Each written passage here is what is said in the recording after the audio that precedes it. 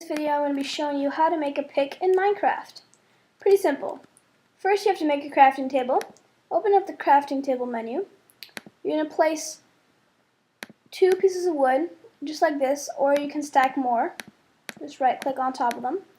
And you're going to get, just stack them like this. You're going to get wood planks.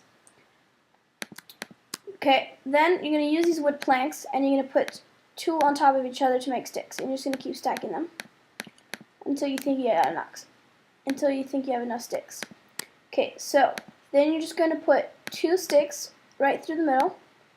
And if you want to use wood, you just put 3 wood planks across the top. And that makes a wood pickaxe.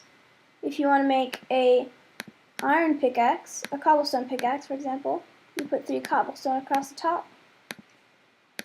If you want to make an iron pickaxe, you put 3 iron across the top. And if you want to make a gold pickaxe, put 3 gold across the top. And finally, if you want to make a diamond pickaxe, you just put 3 diamond across the top, and just like that.